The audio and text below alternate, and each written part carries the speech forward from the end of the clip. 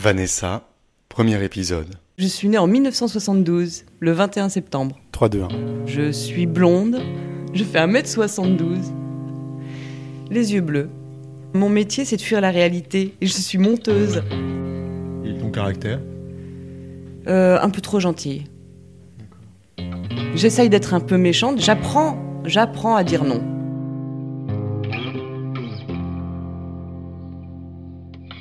Alors, mes parents sont dans le cinéma. Mon père était l'assistant de Bertolucci. Ma mère était costumière. D'ailleurs, elle a eu un César à la fin de sa carrière. Donc, ils se sont rencontrés sur un film. Le soir, ils se sont sautés. 9 mois après, je suis arrivée. Ma mère a dit à mon père merci, au revoir. Ma mère féministe, à l'époque, lui dit « J'ai pas besoin d'un homme pour élever un enfant ». Et mon père lui répond « Non mais ça va pas, je suis féministe moi aussi. On va élever cet enfant ensemble. » J'ai aujourd'hui 44 ans, ils sont toujours ensemble. C'est pas mal, non ? C'est quel genre de personnes, tes parents ? Voilà, mon père n'a pas eu de parents. Enfin, il a eu des parents qui ne se sont pas occupés de lui. Il a eu un père qui l'a abandonné. À sa naissance, ses parents sont partis au Canada. Ils l'ont laissé à sa grand-mère. Et sa mère, qui était très malade, est revenue quelques années après seule. Donc il n'a jamais connu son père. Et il a été élevé en pension, dans des pensions. Pour les gens actuels, on dirait que c'est un baba cool. Ben déjà, il m'appelle camarade. Ça veut tout dire. C'est-à-dire qu'il n'y a pas vraiment des rapports parents-enfants. Ce sont des rapports d'adulte à adulte, depuis toujours. Alors, il a une force tranquille. Il est hyper zen. Il s'énerve jamais. Il est jamais en colère. Donc, quand tu parles de ton père, tu parles de manque, en fait. Tu dis qu'il a manqué de ses parents, quoi. Oui, je pense qu'il a manqué de ses parents, mais qu'il ne l'avouera jamais. Ouais. Il me dit, ce qu'on ne connaît pas ne manque pas. Je ne suis pas d'accord. Et ta mère, alors ? Alors, ma mère, elle a commencé, elle était mannequin. C'était une très très belle femme. Elle était mannequin chez V2V, les maillots de bain. Et donc ma maman est devenue costumière dans le cinéma. C'est comme ça qu'elle a rencontré mon père. D'accord. Donc mes parents étaient rarement là, quand même, parce que les tournages de long métrage, c'est entre 3 et 6 mois. Et moi, ils m'envoyaient au Maroc, chez une amie à eux. C'est là-bas que j'étais élevée. Je faisais des allers-retours entre le Maroc et la France.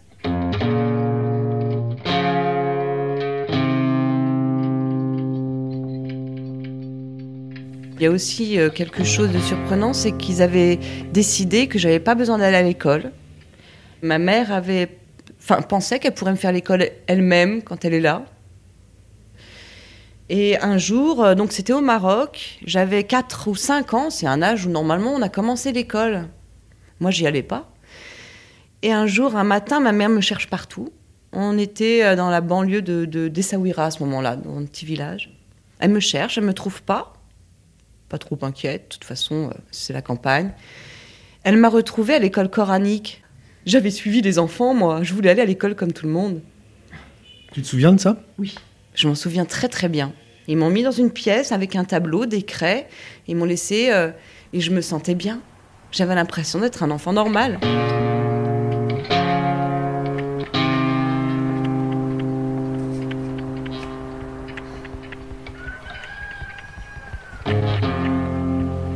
Ils ont décidé de partir à la campagne et on est parti dans la vallée de Chevreuse, à Châteaufort, dans une maison rose. Ah bon ? Ah oui, c'était magnifique. C'était le potager, tout le monde... on vivait tout nu toute l'année, dans le jardin, enfin tout l'été. Il y avait une petite rivière en bas, c'était assez idyllique. Ce qui est assez marrant, c'est en te racontant ça, je réalise que les voisins étaient des Allemands qui s'appelaient Mazo. Et j'étais tout le temps fourrée là-bas. Et finalement, et c'était pas drôle du tout, c'est-à-dire que chez les Mazo, on se tenait à table, on mettait les 2 mains comme ça, sinon on prenait une torgnole. Et moi, j'adorais. J'avais besoin qu'on me donne des torgnoles, apparemment. En tous les cas, j'ai été élevée beaucoup par les Mazos qui m'ont expliqué comment on fait pour manger la bouche fermée, etc. Parce que chez moi, je pouvais manger avec mes doigts, il n'y avait pas de problème. Mes parents m'ont jamais grondé ou donné des fessées, ils m'ont toujours parlé, expliqué. Et ils m'ont toujours fait confiance. Même le pire, j'ai fait le pire. Eh ben, ils m'ont toujours quand même dit bravo. Ils m'ont toujours encouragé, malgré tout. Ils ont confiance, quoi.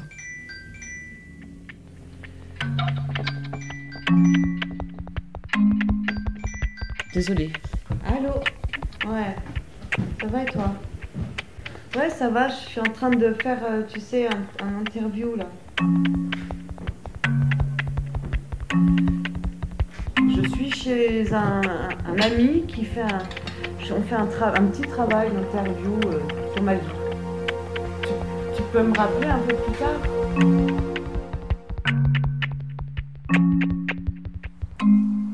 Donc tu grandissais là, dans cette maison, c'était idyllique, tu avais un jardin, tu avais des animaux, des frères, des sœurs. C'était comment ta vie ?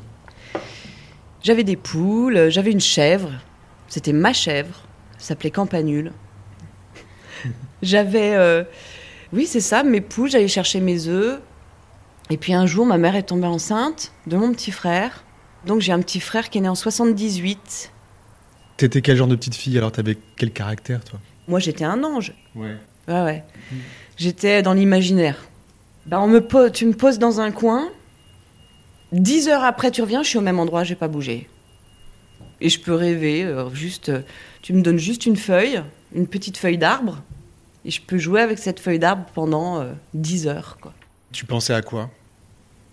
Je pensais à tout ce que mes parents me racontaient, ils me faisaient croire que la vie, c'était un conte de fées. Comme je voyageais entre le Maroc, où j'étais une princesse là-bas, et une petite blonde dans la campagne, moi, tous mes petits copains marocains, ils me touchaient les cheveux, c'était incroyable pour eux. Donc j'étais comme une princesse là-bas. En plus, ma mère était copine avec des gens du palais. Donc j'étais aussi tremballée de palais en palais dans des endroits mais féeriques. Puis en France, pareil quoi. C'était comme un conte de fées. Ils ont oublié, mais voilà, ils me prévenaient pas que la vie c'est pas ça. Et elle me disait par exemple, si je voulais me fâcher, que je voulais m'énerver, ici, c'est la maison de l'amour, personne ne crie. Ici, c'est une maison où il n'y a pas de dispute. Ici, c'est une maison où on s'aime. Jamais on dit un mot plus haut que l'autre. Jamais on ne répond mal. Il y a un respect total. Même mon petit frère, si j'avais pas le droit de l'engueuler. Tes parents, ils étaient baba cool, en fait. Ben voilà. Pour eux, la télévision était bannie. Pour eux, le chocolat, les trucs... c'était banni, les yaourts avec des fruits, des machins. Non, nature. Donc tout était nature chez moi. Ma mère faisait elle-même les yaourts. C'était dégueulasse. D'ailleurs, depuis, j'ai la haine contre les yaourts. En fait, elle m'a élevée à la graine. Ma mère est complètement végétarienne. Elle n'a jamais mis ni de la viande ni du poisson dans sa bouche. Elle m'a élevée comme ça. Donc, moi, j'ai mangé ni viande ni poisson. Mais bon, voilà. Ma mère, elle avait son potager, ses poules... tu vois, elle faisait ses fromages de chèvre, vivait comme en haut de l'Ardèche, en banlieue parisienne.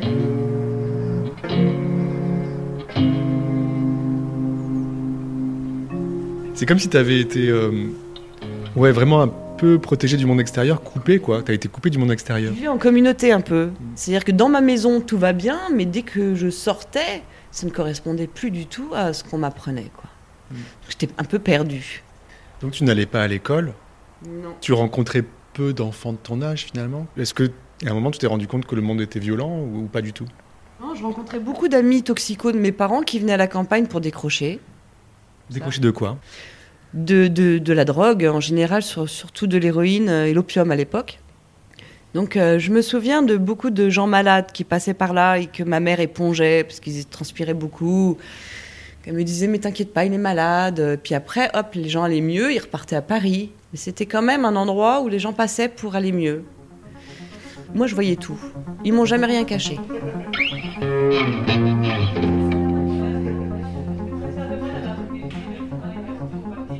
J'ai commencé l'école. Quand l'histoire que je racontais, où ils m'ont retrouvée dans une école coranique, ils se sont dit, effectivement, elle a un besoin d'apprendre avec les autres enfants. Donc, je suis rentrée en France, ils m'ont mise à l'école. Et là, ça a commencé à être très dur pour moi, de me retrouver avec d'autres enfants, tous les mêmes, et moi complètement différente. C'est-à-dire, et mes parents aussi complètement différents. J'avais honte quand ils venaient me chercher à l'école. Pourquoi ? Parce que mon père portait des sabots, des moumoutes, des trucs en poil de bouc, enfin bref. Et moi, je voulais être normale avec des parents ploucs. J'avais des intellos en pattes d'éléphant qui venaient me chercher le joint au bec. Ça va pas. Moi, je voulais être comme tout le monde, passer inaperçu, et là, j'étais grillée direct.